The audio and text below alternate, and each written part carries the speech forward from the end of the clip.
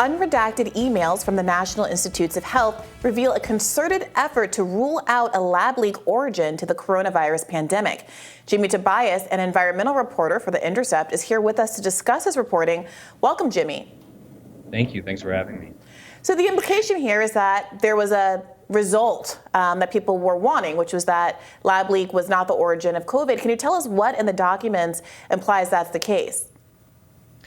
Well, really, the documents are an inside look at concerns in the very early days of the pandemic among top virologists that the virus looked potentially engineered. And what followed from that, after Dr. Fauci was alerted to these concerns in late January 2020, was a series of telephone calls and email conversations in which the origin of the virus was discussed confidentially between Fauci, Dr. Collins, and a group of the world's top virologists.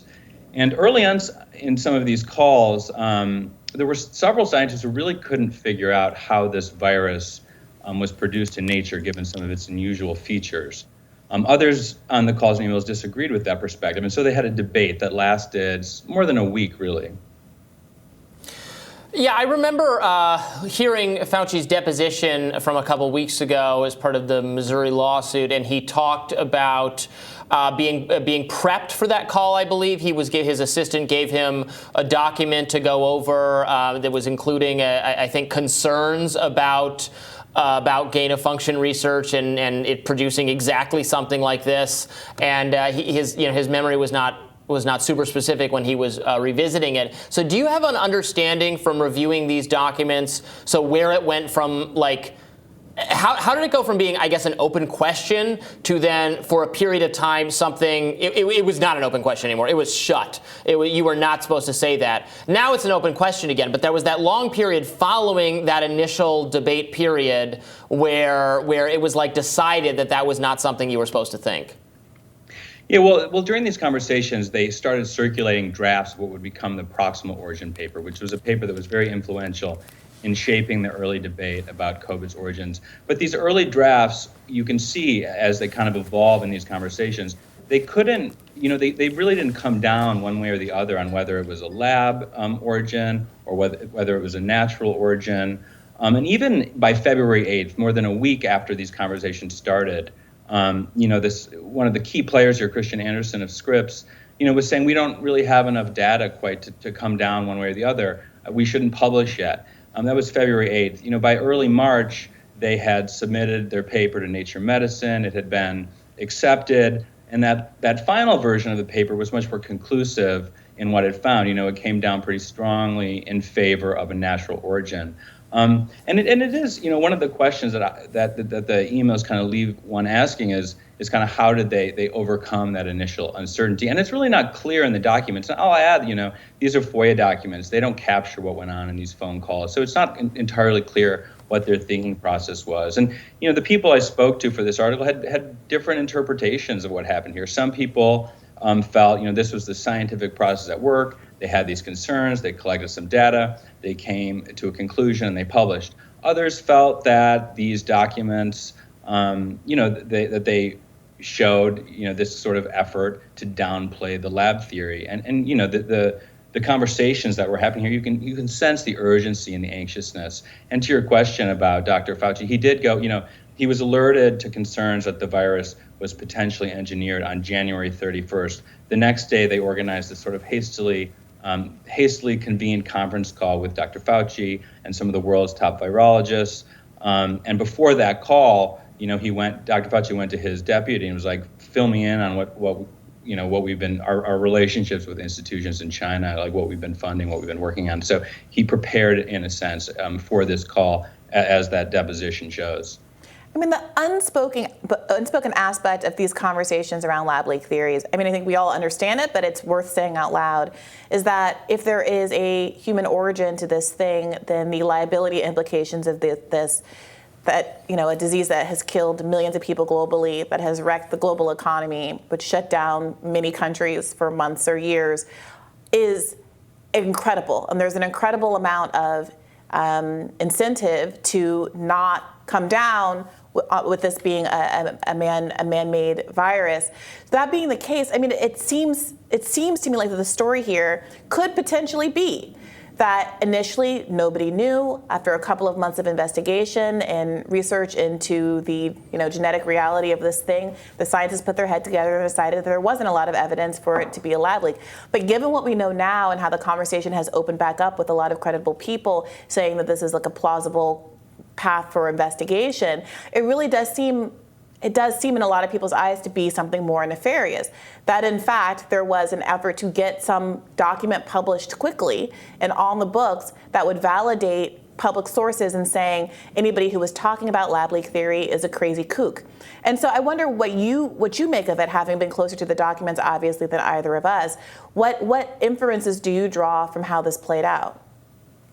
Well, look, our goal in publishing this article was to take what are clearly very publicly important documents, documents that show what one of the most influential people involved in the pandemic response was doing and thinking in the early days. We wanted to take those documents, put them in context, incorporate different perspectives from experts and present them to readers to help them make their own conclusions. So, really my goal here was, an issue of the Freedom of Information Act. I was interested in these documents. We filed FOIAs. The documents we got back were heavily redacted, and it took more than a year of litigation to get these documents out in the public. So the goal for us was just providing the public information, in these important documents.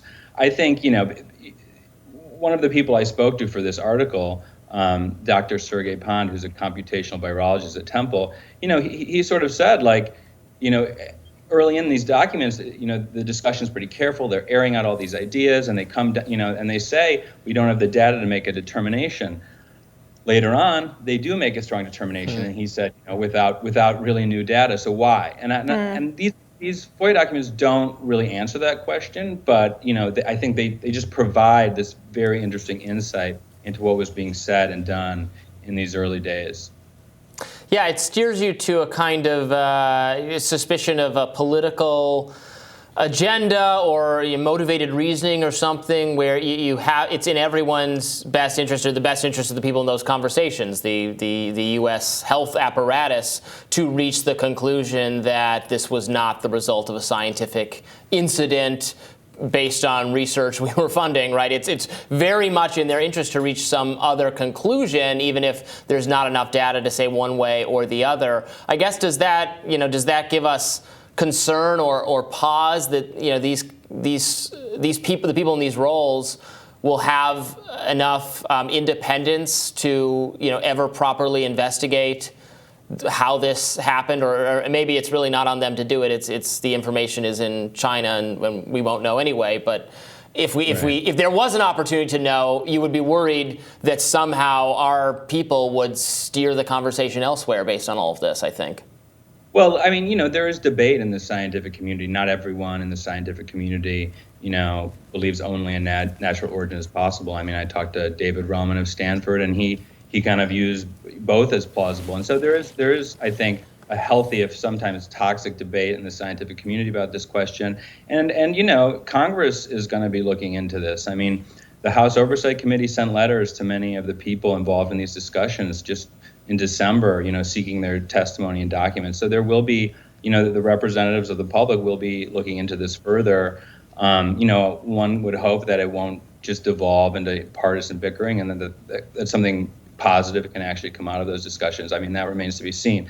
But this is obviously of intense interest to many, many people, and I think that continued investigations into what happened and where this virus came from are really important. And that one of the people I spoke to for the article, Lawrence Gostin, who's at Georgetown, he said these documents are really important. Like, the public deserves to know as much as possible about where this virus came from. And I think that hopefully these investigations, both scientific and governmental, will find something, will reach a determination at some point.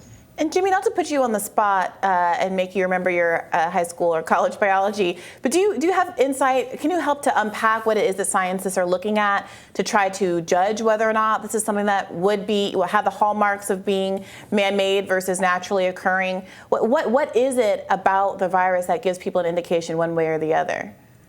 Yeah, well, the thing in the documents that really stood out to me, and one of the things that I think really puzzled the scientists in these early conversations, was something called, it was the presence in the virus's genome of what's called a furin cleavage site, which is a feature that has not been found in other SARS-related coronaviruses.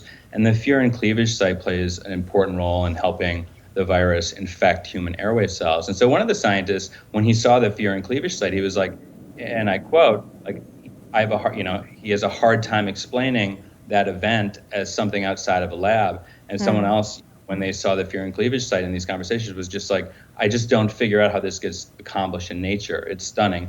Other scientists on the calls disagreed, but that was really a major hang-up for them. And it's unclear from the documents how they overcame their concerns about the furin cleavage site. It's never clear in these documents. And again, we don't have a full picture into the discussions, but that's one outstanding question, to me at least. If these scientists have been willing to speak with me and they weren't, I would have asked them, how did you overcome those concerns about the furin cleavage site? How did you get from A to D? Well, Jimmy, terrific reporting. Thank you so much for joining us. Keep at it. Thank you. And we'll have more Rising right after this. Stay tuned.